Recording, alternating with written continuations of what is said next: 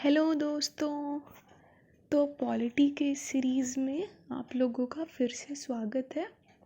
हम लोगों ने पिछले 2 लेक्चर्स में salient features of the Indian constitution और प्रियम्बल दोनों को कंप्लीट कर लिया था। इस वीडियो में हम लोग पढ़ने जा रहे हैं union and it's territory. Union and it's territory हमारे लक्ष्मीकांत में चैप्टर नंबर 5 है। इस लेक्चर में बेसिकली हम लोग का पॉलिटी अब स्टार्ट होने वाला है। Today we are going to start with part 1 of the Indian Constitution.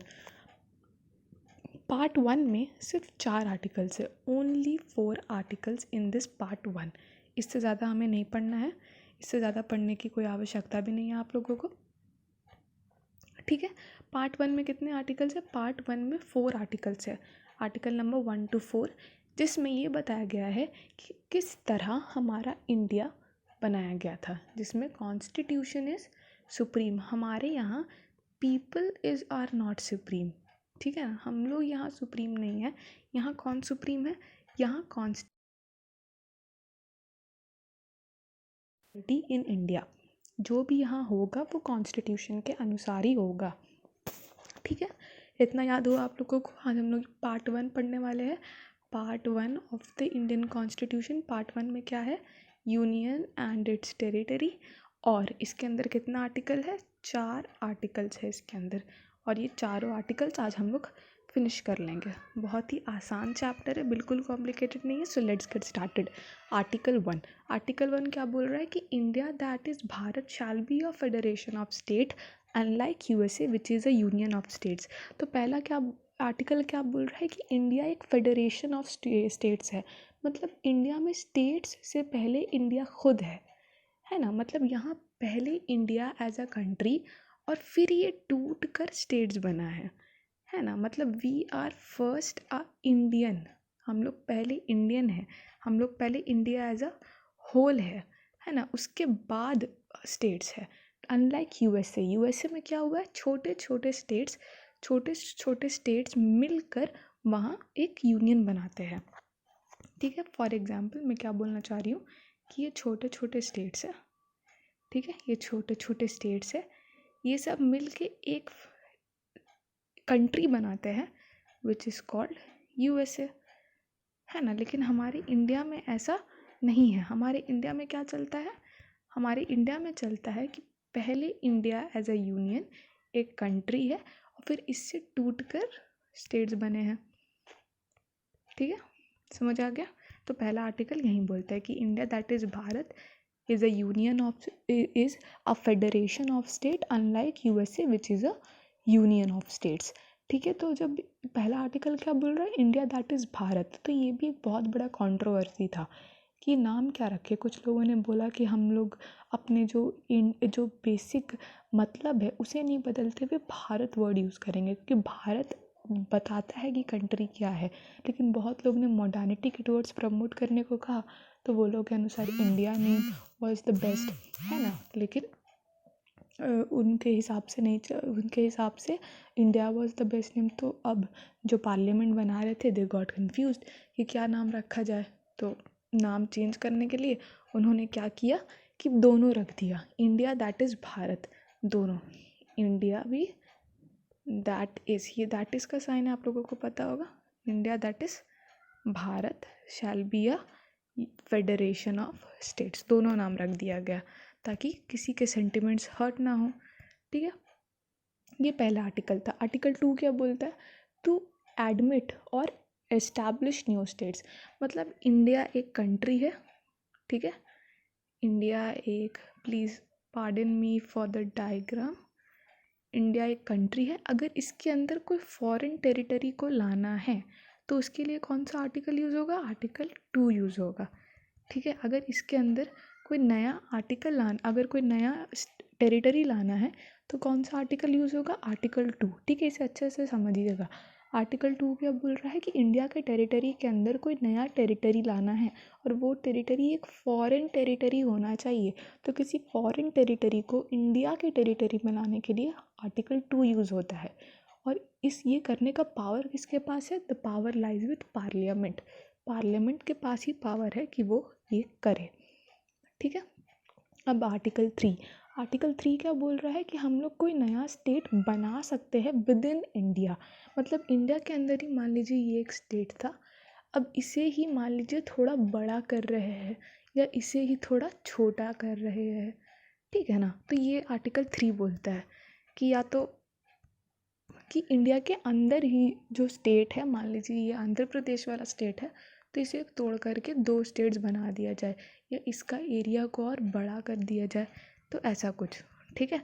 ये आर्टिकल 3 बोलता है। आर्टिकल 2 क्या बोलता है, कोई नया टेरिटरी को अंदर लाना है। आर्टिकल 2 बोलता है कि कोई नया टेरिटरी को अंदर लाना है, और आर्टिकल 3 बोलता है कि इंडिया के अंदर ही जो टेरिटरी है उसी को रीऑर्गेनाइज करना है, ठीक है।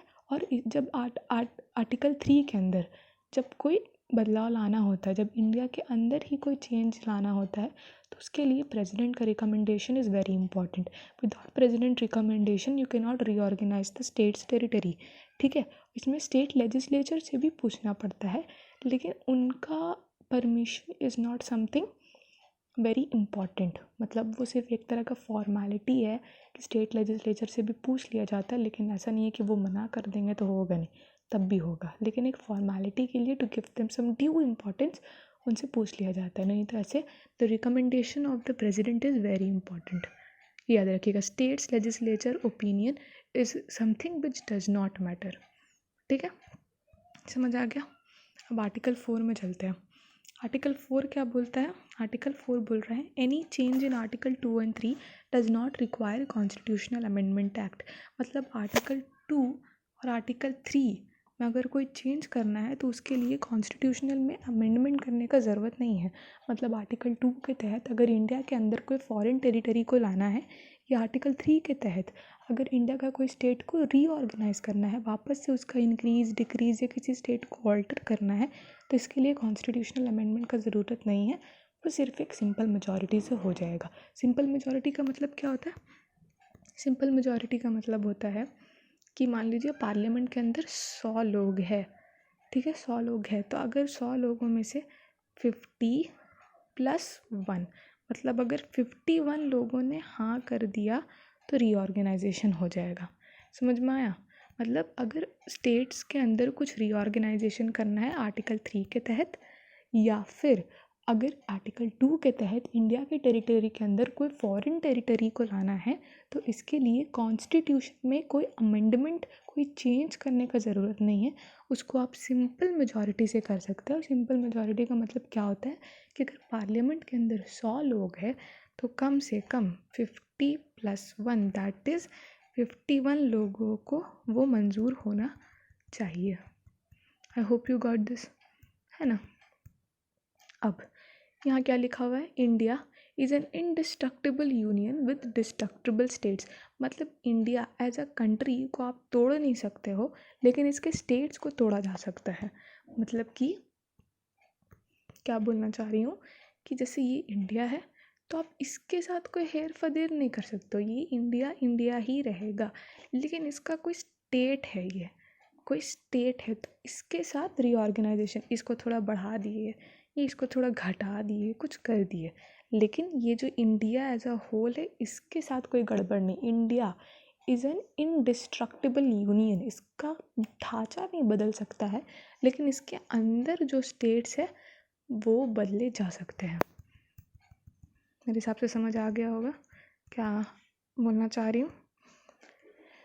अब एक केस हुआ था, बेरूबारी यूनियन केस 1960 में। इसमें क्या हुआ था कि बेरूबारी जो जगह था वो इंडिया के अंदर ही आता था, बेरूबारी यूनियन, जिसे क्या हुआ कि पार्लियामेंट ने पाकिस्तान को दे दिया। तो आर्टिकल 4 क्या बोलता है कि अगर कोई भी चेंजेस आर्टिकल 2 और 3 में लाना है तो वो सिंपल मेजॉरिटी से हो सकता है। तो पार्लियामेंट को लगा कि आर्टिकल 4 यूज़ हो रहा है सिंपल मेजॉरिटी से, we are ceding our Berubari area to Pakistan, उन्होंने दे दिया। अब लोगों को तो अच्छा लगता नहीं है कि इंडिया का कोई टेरिटरी किसी और देश में जाए, तो उन्होंने क्या किया, उन्होंने वो सुप्रीम कोर्ट गए और उन्होंने सुप्रीम कोर्ट से पूछा कि क्या पार्लियामेंट के पास ये पावर है कि वो सिंपल मेजॉरिटी से इंडिया का कोई टेरिटरी को किसी फॉरेन कंट्री को दे दे या किसी भी कंट्री को दे दे। तो सुप्रीम कोर्ट ने कहा no, the parliament can not cede India's territory to a foreign country without constitutional amendment act, मतलब किसी फॉरेन टेरिटरी को इंडिया में लाना हो तो कॉन्स्टिट्यूशनल अमेंडमेंट नहीं चाहिए। इंडिया के स्टेट के अंदर अगर कोई चेंजेस लाना है तब भी कॉन्स्टिट्यूशनल अमेंडमेंट नहीं चाहिए। लेकिन इंडिया का टेरिटरी, इंडिया का कोई state, for example Andhra Pradesh, अगर ये चाइना के पास जाने वाला है, अगर ये चाइना को सीड हो रहा है, तो इसके लिए कॉन्स्टिट्यूशन में अमेंडमेंट इज़ रिक्वायर्ड। समझ में आया? बेरूबारी यूनियन केस में क्या बोला गया था कि कोई टेरिटरी आर्टिकल 2 के तहत अगर इंडिया में आ रहा है, आर्टिकल 3 के तहत इंडिया का स्टेट रीऑर्गेनाइज हो रहा है, तो CAA नहीं चाहिए। लेकिन अगर फॉर इंडिया का टेरिटरी किसी फॉरेन कंट्री को दिया जा रहा है तो कॉन्स्टिट्यूशनल अमेंडमेंट चाहिए।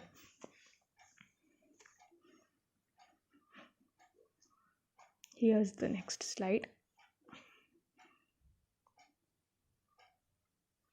अब ये कुछ इम्पोर्टेंट नहीं है, still I have written here कि exchange of territories with Bangladesh 2015 में जो 100 कॉन्स्टिट्यूशनल अमेंडमेंट एक्ट हुआ था, उसके through we gave our 111 enclaves to Bangladesh and we received 51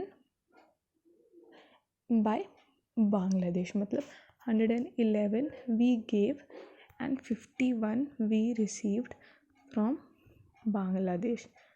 ठीक है, होप यू गॉट दिस। बस इसे याद रखना, 100th constitutional amendment act of 2015, 111 enclaves Bangladesh को दे दिए थे और 51 उनसे ले लिए थे। अब क्या हुआ था, इंडिया में एक बहुत ही अच्छी चीज़ है कि यहाँ डाइवर्सिफिकेशन बहुत है, लैंग्वेज के बेसिस पे, culture, tradition, religion, festivals, dance, music, सब चीज़ में मतलब डाइवर्सिफिकेशन है। बहुत सारे कल्चर्स मिक्स होकर के इंडिया को यूनाइट करते हैं। तो ये मतलब 1948 की बात है, मतलब मांग उठने लगी कि स्टेट्स को रीऑर्गेनाइज किया जाए on the basis of language. तो लैंग्वेज के बेसिस पे रीऑर्गेनाइज करने की जो मांग थी, ये हमारे लीडर्स को समझ नहीं आ रही थी, क्योंकि हम लोगों ने अभी वो फॉरेन रूल को देखा था जिसमें ब्रिटिशर्स हैड कंट्रोल्ड अस, और उसके बाद वापस से इंडिया को डिवाइड करना इस तरह लैंग्वेज के बेसिस पे was not considered good by our fathers of who were our founding fathers, like Jawaharlal Nehru was the prime minister that time।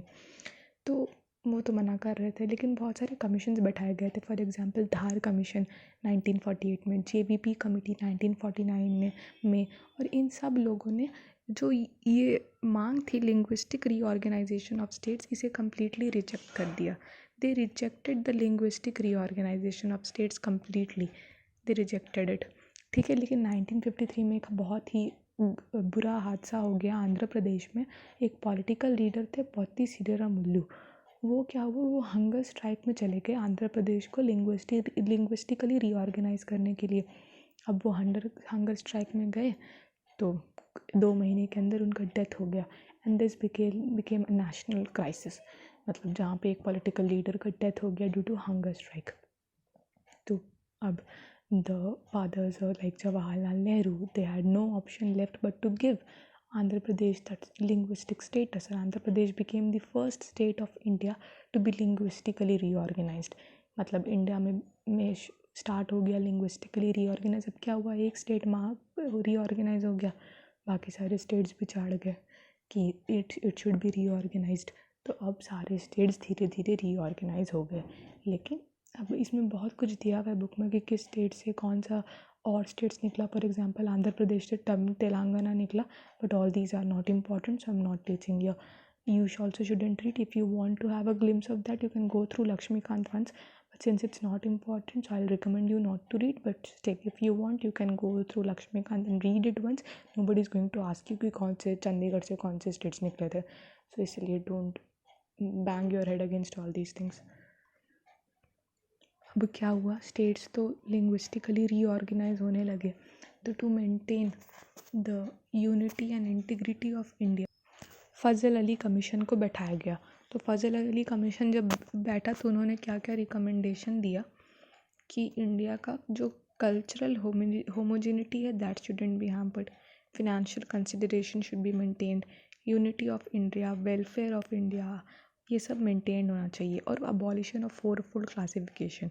तो क्या था, जब इंडिया एज अ पूरा टेरिटरी नहीं बना था, एज अ कंट्री नहीं बना था, तो इंडिया का 4 फुल क्लासिफिकेशन था कुछ इस तरह से। I am showing you A B C and D।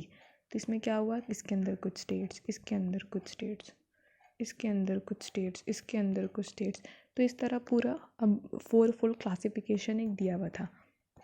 तो इस 4 फुल क्लासिफिकेशन को Fazal Ali commission recommended to abolish this 4 fold classification, and thus the Fazal Ali Commission became very important with cultural homogeneity, financial consideration, unity of country, welfare promotion, abolition of 4 fold classification. So this Fazal Ali Commission is important. If you are unable to remember the Dhar Commission and JBP committee, then no issue, but the Fazal Ali Commission is very important. आप बस इसको याद रखिएगा, this is important and this would suffice. Okay, so वो सारे जो है division of states की किस स्टेट से कौन सा निकला, that is literally not important, so you shouldn't bother about that. Only things which I have taught you, part 1 article 1 to 4, article 1 to 4, उसके बाद आर्टिकल 1 2, वो 2 में बोला गया था फॉरेन टेरिटरी, 3 में विद इन इंडिया, आर्टिकल 4 में no CAA by simple majority, फिर बेरूबारी यूनियन केस कि अगर कोई नया स्टेट को लाना है तो मतलब अगर इंडिया का कोई स्टेट फॉरेन को देना है तो it should require constitutional amendment, and that's all. And then the Fazal Ali commission in Bangladesh को 111 इनक्लेव्स दिया था, 51 ले लिया था. ठीक है, ये याद रखिएगा. So that's the end of our video, guys. I think I was able to help you with union and territory part 1 article 1 to 4. If you loved the explanation, then please like the video and subscribe to my YouTube channel, and you can also comment me if you want any changes in the pattern of my videos or how you like the videos and all. You can recommend in the comment section, and I would like to end this video now. Take care. Thank you so much.